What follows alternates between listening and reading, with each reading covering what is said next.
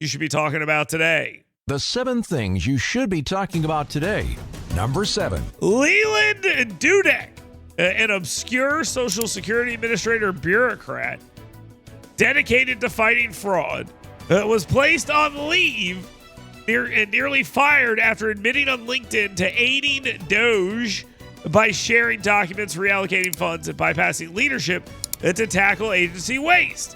And in a stunning turn, the acting commissioner, Michelle King, left after resisting DOGE's access to Social Security data. And Dudek, spared from punishment, took her place as the interim leader. A move hailed as a win for frustrated civil servants eager to fix systemic mismanagement by United States Senator Mike Lee. That's how he framed it.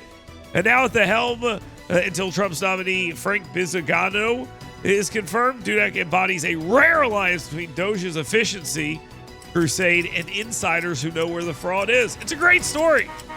It should be told more. Number 6. Alabama Attorney General Steve Marshall, united with 19 states, including Iowa and Texas, in an amicus brief backing Trump's Department of Government Efficiency, known as DOGE, asserting that lawsuits from opposing states unconstitutionally restrict and obstruct the president's mandate to tackle federal fraud, waste, and abuse. Marshall charged that the, quote, radical left is exploiting the judiciary to safeguard a corrupt system, undermining the clear will of the Americans who elected Trump to safeguard their tax dollars. The Trump administration also got another win in the legal arena when they were told, yeah, you can cut federal employees. They're your employees. This rejected labor unions' attempts to halt the Elon Musk-led overhaul, which has already slashed billions in spending, thousands of jobs, and secured 75,000 buyout, as the media declares it a bloodbath. Number 5. I think we all saw this coming. After a Coleman grand jury indicted Hanceville Police Chief Jason Marlin, 4 officers, and some guy's wife on 26 charges ranging from drug injections on duty to misusing databases and tampering with evidence via a broomstick access room. I will continue mentioning that because it sounds awesome. All remaining department employees were placed on administrative leave. This sounds like a pretty cool movie. An old southern town where everyone's like doing drugs and stuff on shift. And it's just like, but you make it into like a comedy starring like, I don't know, Seth Rogen or something. Anyway, starting at 5 p.m. On February 20th, the Coleman County Sheriff's Office assumed patrol duties for Hanceville's 3,300 residents, following a meeting between Mayor Jimmy Sawyer and Sheriff Matt Gentry to address the crisis. Are we sure that the Coleman County Sheriffs just didn't want access to the drugs? Are we sure that's what's going on? No, I'm kidding. I'm joking. I don't think that's what actually happened. Number 4. A potential constitutional amendment from State Representative Arnold Mooney is guaranteed to be hated by children all over the state. He is from Indian Springs. It mandates that Alabama public schools broadcast or perform the first stanza of the Star-Spangled Banner weekly using either a Library of Congress recording or a school-sanctioned musical group to ensure the students connect with this 100-year legacy of patriotic inspiration. The bill stipulates that local boards must choose an archived version from the Library of Congress website or arrange a live performance positioning it as a cultural imperative. Non-compliance risks defunding, which is comical, but probably a 100% effective way to get kids to hear the anthem every week. Unrelated, Canada beat USA Hockey 3-2 yesterday. So just throwing that out there. That's somewhat related to the story, I guess. Number 3. One of the more controversial, put that in quotes, nominees for President Donald Trump, Kash Patel, secured Senate confirmation as FBI director with a tight 51-49 vote, facing oppositions from Senators Susan Collins of Maine, a Republican, and another Republican, I guess, out of, where is she from? Where is she from? Oh, yeah, Alaska. Let's see. They got both Alabama senators voting in the affirmative. Katie Britt celebrated the rapid pace of Trump nominees' confirmations, expressing confidence that Patel would redirect the FBI's focus to combating terrorists and criminals, ending its alleged targeting of Americans. Don't know why the alleged is in there for their politics. Senator Tommy Tuberville echoed this, asserting Patel would overhaul the agency to serve the people again, taking charge of its $2.2 billion budget and 38,000 strong workforce to bolster national security. Number 2.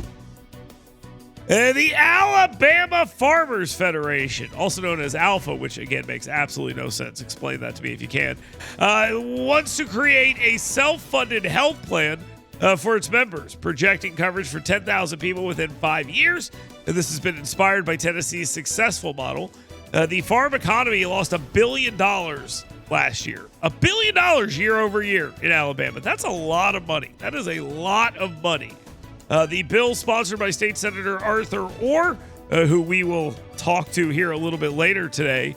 State Senator Arthur Orr sponsored that. Blue Cross Blue Shield said, wait a minute, we like money. Don't do this. So they're not psyched about that. You got two of the big mules slugging it out. ALFA versus BCA. Hell, get the gamblers, get AEA involved, and we'll just have a good old Donnybrook. Be like the Four Nations hockey thing. Let them face off. A winner take all, I guess. Lots of fighting over this coming. And now time for the number one thing you should be talking about today. Well, people should feel pretty good in North Alabama, Alabama as a whole. The economic engine that is NASA and the space industry. A little bit of a reprieve here, even if it is not permanent. But I think it is. It has now been announced that NASA worked out a deal with the Office of Personnel Management and DOGE to avoid the Trump administration's expected mass layoffs, choosing instead to base cuts for its 1,300 probationary employees on performance or voluntary terms, thus preserving much of its 18,000-person workforce critical to the Artemis Moon program. Well, this averted a feared indiscriminate dismissal of over 1,000 workers, the largest since Apollo's end. About 900 employees took a deferred resignation deal, staying on the payroll through September, raising unanswered questions about intellectual property management, which I do not think is a real thing. The planetary, not in this case, the Planetary Society's Casey Drewer welcomed the strategic shift, but cautioned that blunt, non-targeted cuts elsewhere could still jeopardize NASA's lunar ambitions. Because remember, a cut anywhere in the government is a murder of every American. We have to remember that is how this is being framed. So just keep this in mind. Additionally, Defense Secretary Pete Hegseth has directed the Pentagon and military leaders to identify 8% in annual budget cuts over the next 5 years, not to shrink the department's total funding, but to reallocate those savings towards Trump administration priorities, adding, and I quote, it's not a cut. So that right there, read the headlines and it's, oh my God, there are huge cuts coming. And then you read the story and Hegseth's like, yeah, we're not actually cutting anything.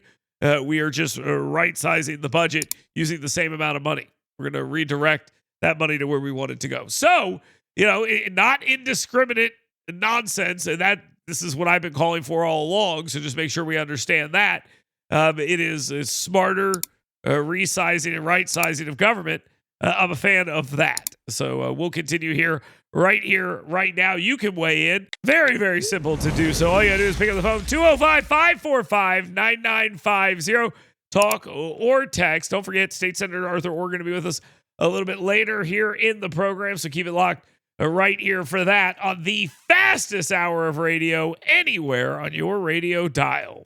You're listening to News and Views with Dale Jackson.